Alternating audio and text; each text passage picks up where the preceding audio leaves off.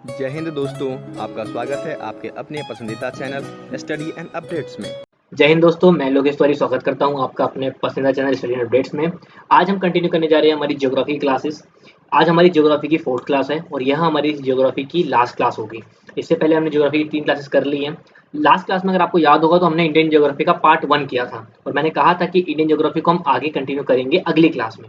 तो ये उसी के बाद से हमने कंटिन्यू करा है। इंडियन ज्योग्राफी बहुत बड़ी है तो उसमें काफ़ी कुछ हमने पहले कवर किया था पिछली क्लास में और उसके बाद का पार्ट हम इस क्लास में कवर करेंगे।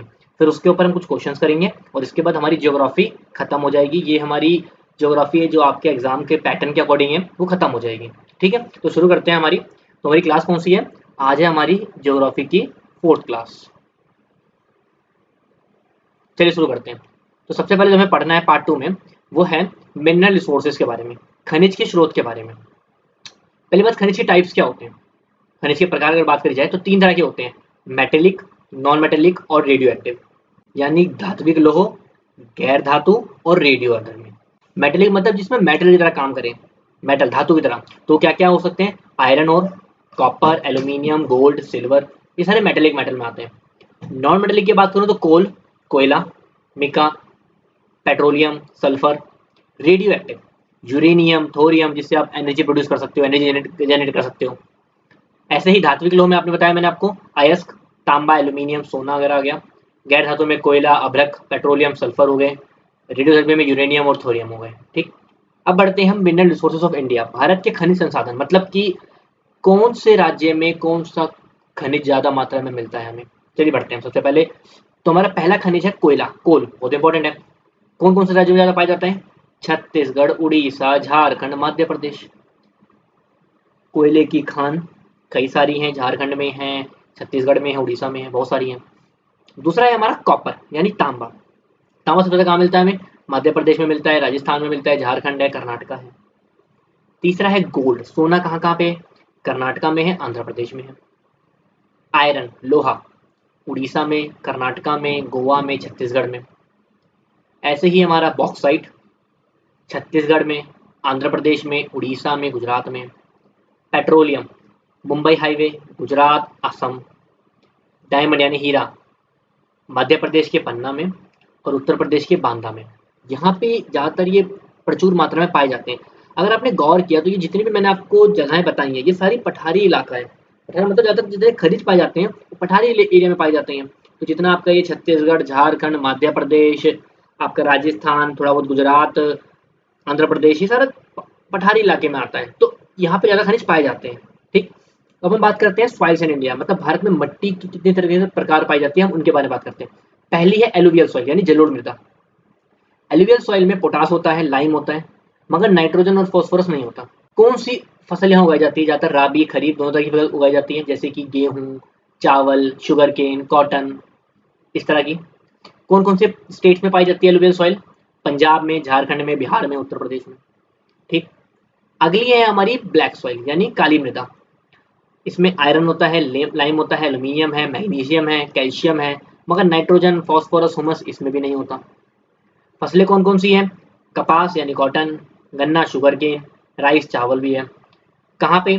दक्कन प्लेटू, दक्कनी पठार में, कृष्णा गोदावरी की घाटियाँ और आंध्र प्रदेश, तमिलनाडु में आपको काली मृदा मिलेगी। कॉटन उगाना है, कपास उगाना है तो काली मृदा सबसे बेस्ट मानी जाती है। आगे बढ़ते हैं। तीसरा है रेड, लाल मृदा। लाल मृदा में आयरन, पोटाश काफ़ी ज़्यादा होता है, मगर इसमें भी लाइम नहीं होता है, नाइट्रोजन, फास्फोरस, हुमस इसमें नहीं होती। फसलें कौन कौन सी है इसमें? वीट यानी गेहूँ, rice, cotton, sugar cane, pulses यानी दालें। स्टेट कौन कौन से हैं? तमिलनाडु में, गोवा में, उड़ीसा में, मेघालय में, यहाँ पे ये मृदा पाई जाती है। आगे बढ़ते हैं। हमारी चौथी मृदा है लेटराइट मृदा। लेटराइट में क्या होता है?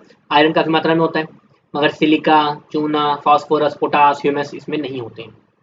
फसलें कौन कौन सी उगाई जाती है लेटराइट मृदा में? चाय, कॉफ़ी, रबड़, मिलेट्स यानी बाजरा। कौन कौन से राज्यों में पाई जाती है? ईस्टर्न एंड वेस्टर्न घाट के राज्यों में, असम की पहाड़ियों में, आंध्र प्रदेश में, उड़ीसा में। अगली है हमारी डेजर्ट यानी रेगिस्तानी मृदा।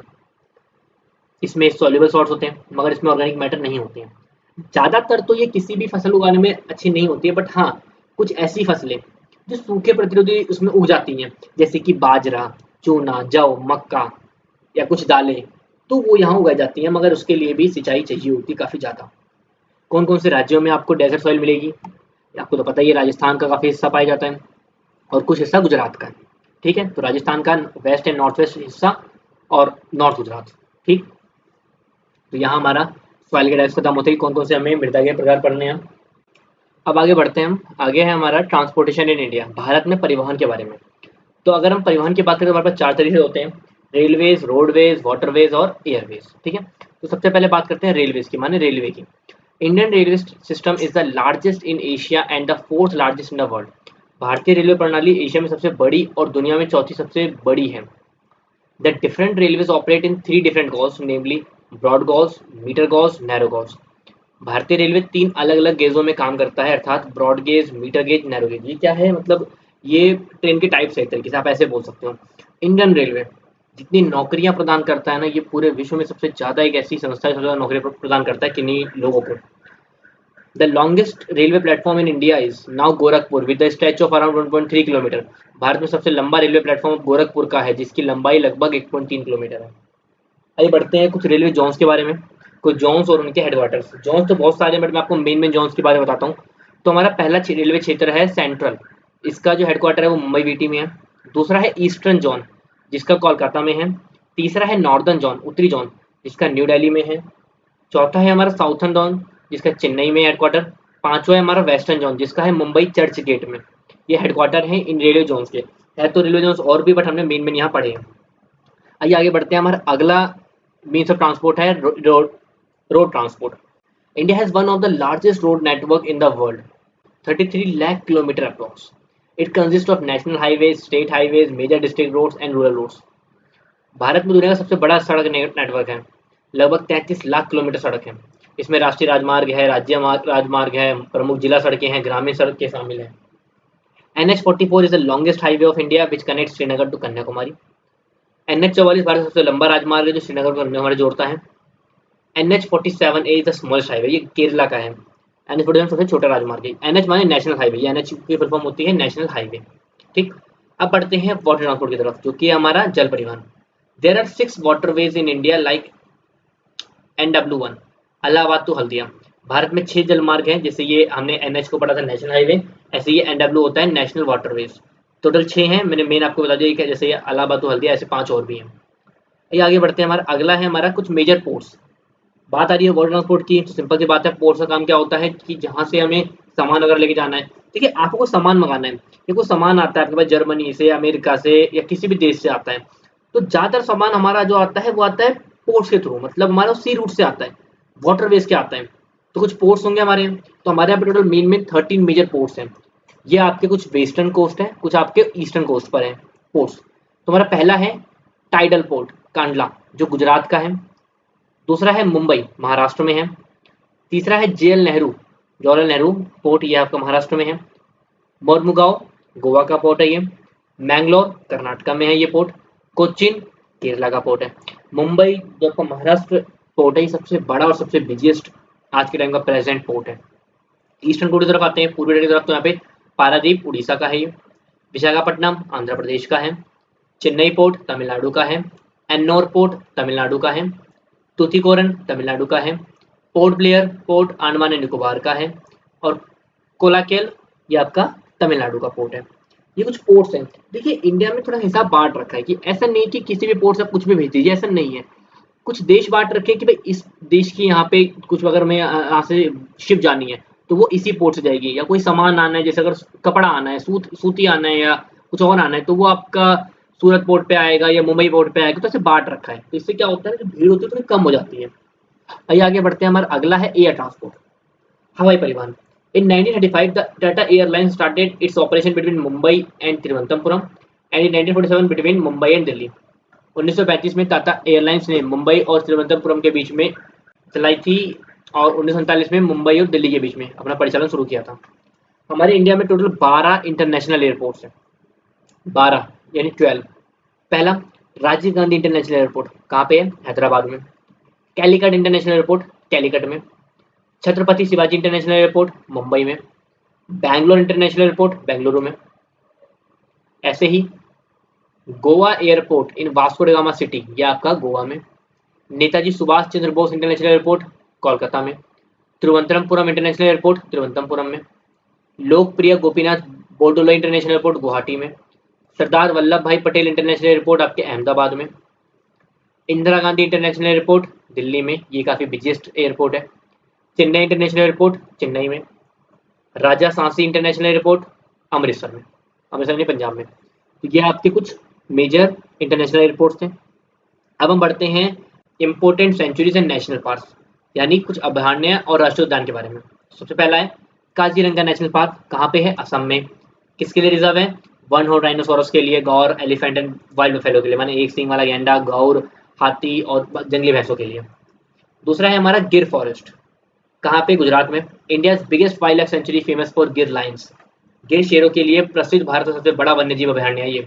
बहुत सारे नेशनल पार्क और सेंचुरीज हैं इंडिया में, बट मैं हम कुछ मेन ही आपको बता दें जिनकी जरूरत पड़ती है, पेपर में जिनके क्वेश्चन ज़्यादा पूछे जाते हैं। अगला है Bandipur national park, Dandeli sanctuary, कहाँ पे है? कर्नाटक और तमिलनाडु मिला के है। Elephant, tiger, panther, sambar, deer इनके लिए फेमस है। अगला है पंचमरी सेंचुरी, पंचमरी अभयारण्य मध्य प्रदेश में है। टाइगर, लेपर्ड, वाइल्ड बियर, चीतल इनके लिए फेमस है।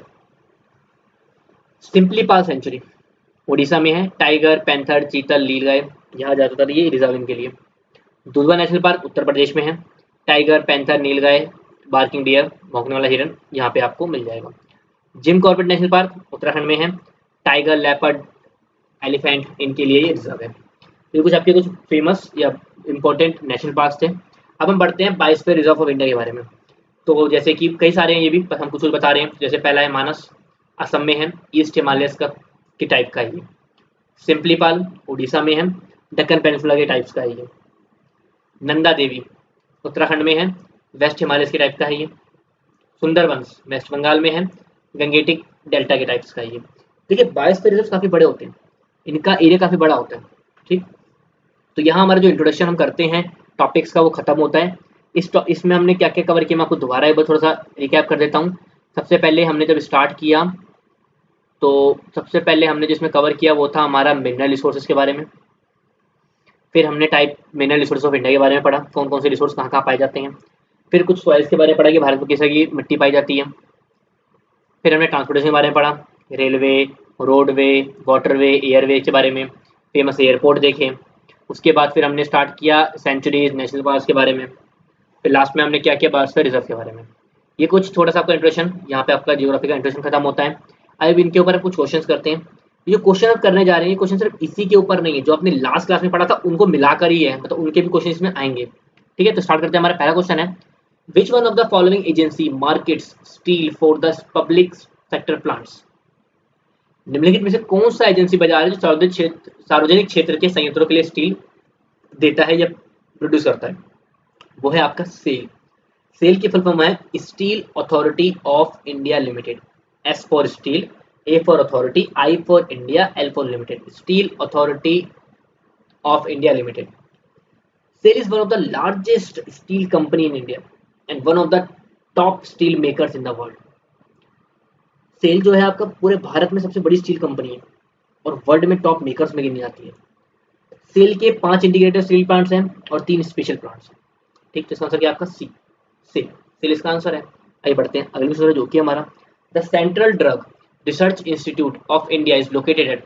भारत का केंद्रीय औषधि अनुसंधान संस्थान कहाँ पर स्थित है? ये स्थित है आपके लखनऊ में। इसको शॉर्ट फॉर्म में क्या पढ़ते हैं? शॉर्ट फॉर्म में आप पढ़ते हो CSIR, CDRI। ये कुछ शॉर्ट फॉर्म होता है।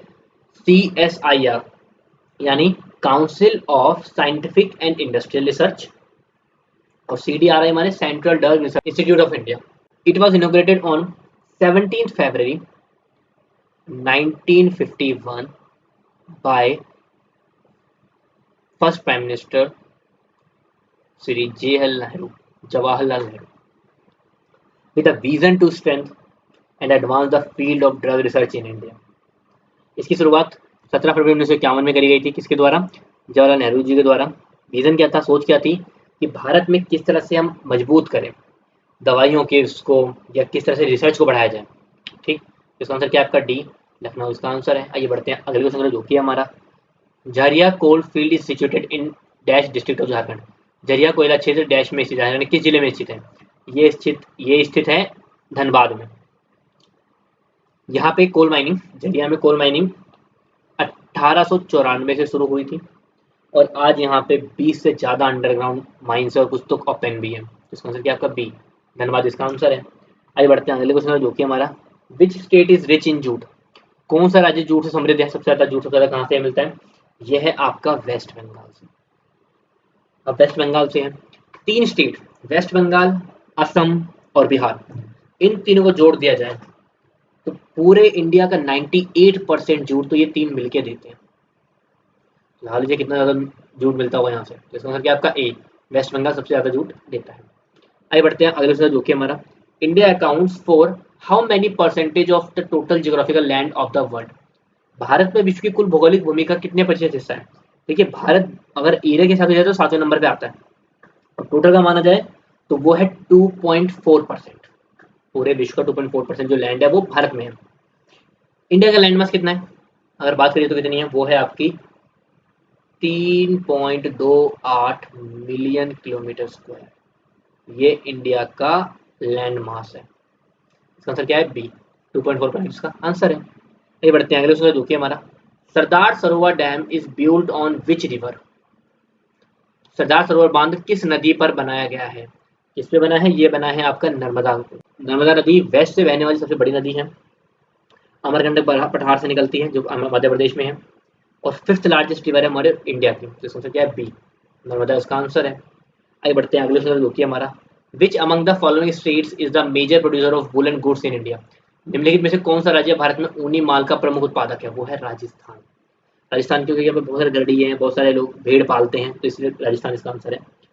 लमसम राजस्थान में 70 वूल प्रोसेसिंग यूनिट्स हैं। एक साल में 15 मिलियन टन प्रोड्यूस करता है राजस्थान वूल का एक साल में, जो लगभग 30% है पूरे प्रोडक्शन का इंडिया में। तो इसका आंसर क्या आपका ए, राजस्थान इसका आंसर है। आइए बढ़ते हैं अगले क्वेश्चन जो कि हमारा the largest producer of saffron in India is. Bharat में केसर का सबसे बड़ा उत्पादक कौन सा है? केसर, सैफ्रॉन, काफी महंगा, सबसे महंगा एक तरीके से मसाला स्पाइसेस बोल लो उसको। सैफ्रॉन सबसे ज्यादा कहाँ उगता है? सैफ्रॉन इंडिया में सिर्फ एक ही जगह उगता है, वो है जम्मू एंड कश्मीर में। वर्ल्ड में इंडिया 2nd नंबर पे आता है सैफ्रॉन प्रोडक्शन में। लगभग इंडिया कितना प्रोड्यूस कर देता है? लगभग इंडिया 22 टन प्रोड्यूस करता है एक साल में सैफ्रॉन, और प्रोड्यूस सिर्फ जम्मू एंड कश्मीर में होता है। इसका आंसर क्या है? सी, जम्मू एंड कश्मीर इसका आंसर है। आइए बढ़ते हैं अगले क्वेश्चन जो कि हमारा which state has the highest population in India. Bharat में किस राज्य की जनसंख्या सबसे अधिक है? बताइए किसकी सबसे अधिक है? याद होगा तो आपको ये क्वेश्चन मैंने लास्ट क्लास में एज अ होमवर्क दिया था। तो क्या क्वेश्चन था? क्वेश्चन यही दिया था मैंने कि हाईएस्ट पॉपुलेशन किस स्टेट की है, तो वो है उत्तर प्रदेश की। अगर पूछ ली जाए कितनी है तो बता देता हूँ कितनी है। तो उत्तर प्रदेश की पॉपुलेशन है लगभग 166 मिलियन। ये फर्स्ट नंबर पे है। 2nd नंबर पे आपका है महाराष्ट्र, जिसकी है 97 मिलियन। चलिए ये तो हो गया आपका दोनों बड़े, फर्स्ट नंबर पे 2nd नंबर पे। सबसे लीस्ट पॉपुलेशन किसकी है? अगर सबसे कम पूछा जाए तो लीस्ट की अगर बात आती है तो लीस्ट के नाम पे आपका आएगा सिक्किम। और कितनी है सिक्किम की? इनके मुकाबले देखा जाए तो 0.69 मिलियन ये है सिक्किम की पॉपुलेशन। इसका आंसर क्या है? बी, उत्तर प्रदेश इसका आंसर है। आइए बढ़ते हैं अगले क्वेश्चन जो कि हमारा विच is the largest fresh water lake in India. Bharat की सबसे बड़ी ताजा पानी झील कौन सी है? वो है वुलर झील। वुलर लेक कहाँ पे है? वुलर लेक आपकी जम्मू कश्मीर के डिस्ट्रिक्ट में। इसका आंसर क्या है आपका? ए, वुलर इसका आंसर है। आइए बढ़ते हैं अगले क्वेश्चन जो कि हमारा which of the following place India's oldest oil refinery situated. Bharat की सबसे पुरानी तेल रिफाइनरी कहाँ है? वो है डिगबोई में। डिगबोई कहाँ है? असम में। पहली रिफाइनरी अर्ली 1901 में 1901 में यही शुरू हुई थी। तो इसका आंसर क्या आपका? बी, डिगबोई इसका आंसर है। आइए बढ़ते हैं अगले क्वेश्चन जो कि हमारा which of the following countries are connected by the Palk strait. निम्न में से कौन सा देश पाक संधि से जुड़ा हुआ है? तो वो है आपका इंडिया एंड श्रीलंका। भारत और श्रीलंका जुड़ा हुआ है। इसका आंसर क्या आपका? ए, इंडिया एंड श्रीलंका इसका आंसर है। आइए बढ़ते हैं अगले क्वेश्चन जो कि हमारा इन विच प्लेस को rail coach factory situated. Rail coach factory किस स्थान पर स्थित है? ये स्थित है आपका कपूरथला में। अगर आप भारतीय रेल में सफर करते हैं तो आप अगर डब्बों में देखो तो वहाँ पे कपूरथला लिखा होगा। तो कपूरथला कहाँ पे है? ये कपूरथला आपके पंजाब में है। कब फाउंड किया गया था? 1986 में फाउंडेड किया गया था। लगभग एक साल में जितने भी कोचेस प्रोड्यूस होते हैं उसका 50% कोच कपूरथला प्रोड्यूस करता है। तो इसका आंसर क्या आपका डी, कपूरथला इसका आंसर है। आइए बढ़ते हैं अगले क्वेश्चन जो कि हमारा which of the following is the highest airport in India. निम्नलिखित में से कौन सा भारत का सबसे सर्वोच्च हवाई अड्डा है? सर्वोच्च मतलब सबसे ऊंचाई पर कौन सा है? सबसे ऊंचाई पर है कुशोक बकुला रिम्पोचे। ये अभी जल्दी में ही तैयार हुआ है। कहाँ पे है ये आपके है लद्दाख में, लेह में। ऊंचाई कितनी है इसकी समुद्र तल से? 3256 मीटर की ऊंचाई है, सबसे ऊंचाई पर है ये। और सिर्फ इंडिया में नहीं, ये वर्ल्ड के भी कई ऊंचाई वाले में गिना जाता है। तो इसका आंसर क्या आपका ए, कुशोक बकुला रिम्पोचे इसका आंसर है। आइए बढ़ते हैं अगले क्वेश्चन जो कि हमारा which of the following city wheels and axles are manufactured for Indian railway. निम्नलिखित में से कौन सा शहर पहिए और धुरी भारतीय रेलवे के लिए निर्मित करता है? तो वो है आपका बैंगलोर। बैंगलोर में प्रोड्यूस होता है। तो इसका आंसर क्या आपका ए, बैंगलोर इसका आंसर हो गया। आइए बढ़ते हैं अगले क्वेश्चन जो कि हमारा Shivpuri national park of Madhya Pradesh is important for. Madhya Pradesh का जो शिवपुरी राष्ट्रीय उद्यान है ये किसके लिए महत्वपूर्ण है? इसको आप माधव नेशनल पार्क के नाम से जानते हो। किसके लिए फेमस है? ये फेमस है आपका टाइगर एंड एलिफेंट्स के लिए। कब फॉर्म हुआ था? ये 1958 में फॉर्म हुआ था। तो इसका आंसर क्या है आपका ए, टाइगर एंड एलिफेंट इसका आंसर है। आइए बढ़ते हैं अगले क्वेश्चन जो कि हमारा in which state are lions found in large number. किस राज्य में शेर बड़ी संख्या में पाए जाते हैं? तो वो कौन से राज्य है? वो है गुजरात। गुजरात में कहाँ? गिर फॉरेस्ट में। इसका आंसर क्या है आपका ए, गुजरात इसका आंसर हो गया। आइए बढ़ते हैं अगले क्वेश्चन जो कि हमारा Jim Corbett national park situated in. Jim Corbett national park कहाँ स्थित है? ये हमने अभी आपको ऊपर ही बताया हुआ था। कहाँ पे है? ये है आपका उत्तराखंड में। कब स्टेबलाइज हुआ था? ये हुआ था 1936 में स्टेबलाइज। इसका आंसर क्या है? ए, उत्तराखंड इसका आंसर है। आइए बढ़ते हैं अगले क्वेश्चन जो कि हमारा how many states of tropic of cancer passes through India. कर्क रेखा के कितने राज्य भारत से गुजरते हैं? ये क्वेश्चन अगर आपको याद हो तो हमने लास्ट क्लास में इसके ऊपर पढ़ा था। कितने राज्य थे? वो राज्य थे आपके 8 राज्य। मैंने कहा था ये बहुत इंपॉर्टेंट है, 8 राज्यों के नाम आपको याद होने चाहिए। तो राज्यों के नाम क्या है मेरे साथ साथ आपको रिपीट करिए। पहला है गुजरात, फिर आता है राजस्थान, फिर आता है आपका मध्य प्रदेश, मध्य प्रदेश के बाद छत्तीसगढ़, झारखंड, वेस्ट बंगाल, त्रिपुरा, मिजोरम।